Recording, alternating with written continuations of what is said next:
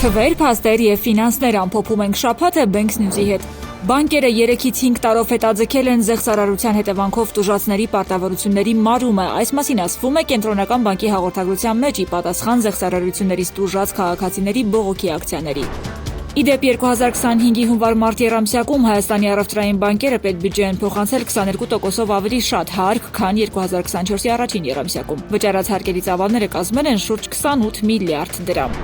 Գնանկումը անշարժ գույքի ոլորտում շարունակվում է։ Հայաստանի վիճակագրական կոմիտեի տվյալներով 2025-ի մարտի դրությամբ Երևանի կենտրոն վարչական շրջանում 1 քառակուսի մետր մակերեսի հաշվարկով շուկայական միջին գինը կազմել է 893,000 դրամ։ 2024-ի համադրելի ցուցանիշի համեմատ գրանցվել է 1% անկում։ Իդեպ 2025-ի մարտին բազմաբնակարան շենքերի բնակարանների առքովաճառքի գործարքների թիվը Հայաստանում կազմել է 1309։ Գործարքների 72,7%-ը կատարվել են Երևանում, թվով 952 առքովաճառքի գործարք։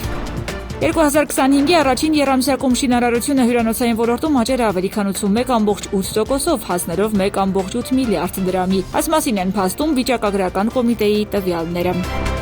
Հյուրանոցներ կառուցում ենք, բայց զբոսաշրջիկների թիվը չի ավելանում։ 2025-ին Հայաստան այցելած զբոսաշրջիկների քանակը նվազել է ավելի քան 11%-ով։ Այս տարվա հունվար-մարտ ամիսներին Հայաստան է այցելել 386,741 զբոսաշրջիկ, 49,034-ով կամ 11,3%-ով պակաս նախորդ տարվա ցուցանիշից։ Իդեպ 2025-ի առաջին 3 ամիսներին Թուրքիայից Հայաստան է այցելել 2422 զբոսաշրջիկ։